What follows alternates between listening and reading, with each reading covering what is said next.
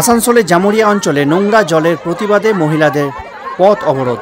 মহিলারা পথ অবরোধ করলেন নোংরা জলের প্রতিবাদ করে। এরপর পুলিশ আসলে পুলিশের সঙ্গেও বচসা বাঁধে মহিলাদের।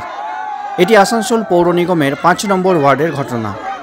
মহিলাদের অভিযোগ, ওনারা দীর্ঘদিন ধরে প্রায় 6 মাস ধরে এই নোংরা জল ব্যবহার করে আসছেন।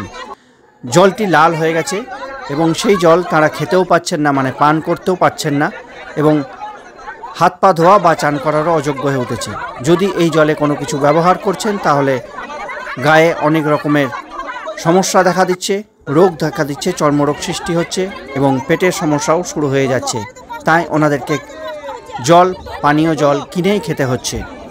তারই দাবিতে, জলের দাবিতে রাস্তা অবরোধ করে, সমস্ত গাড়ি স্তব্ধ করে দিয়ে রাস্তা অবরোধ করলেন মহিলারা। পুলিশ এলে পুলিশদের সঙ্গেও বচসা বাঁধে আসানসোল পৌর নিগমের 5 নম্বর ওয়ার্ডের মহিলারা পথ অবরোধ করে থাকলেন।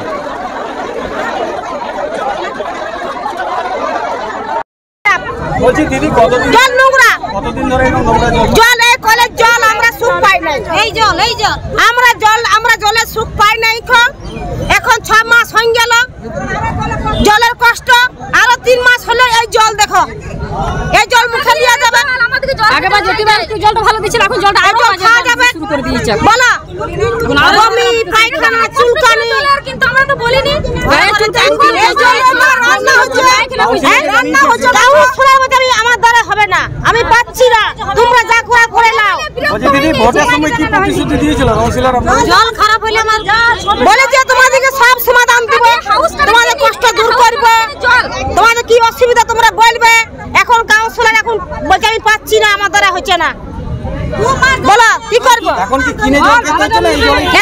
এখন কিনে খাচ্ছি, কি করব? এখন কিনে খাচ্ছি হচ্ছে, বলে খাওয়া যাবে, এই মুখে নেওয়া যাবে। জল কিনে খাবো, কতদিন জল কিনে খাবো? আমার টাকা আছে, কিনে খেছে। আমাদের আজকে আমরা রাস্তা জাম করেছি, আমাদের জল ভালো যাবে, আমাদের জল যেন ভালো পাই। আমাদের যে টাকা নেই আমরা কিসে কিনে খাবো? আমরা দুঃখী মানুষ, আমরা কিনে খেতে পাচ্ছি না, আমরা কিনে খেতে পাচ্ছি না, আমরা দুঃখী মানুষ, জল যেন আমাদের ভালো চাই। আমরা রাস্তা জাম করেছি, এই জন্য জলের জন্য আমরা রাস্তা জাম করেছি।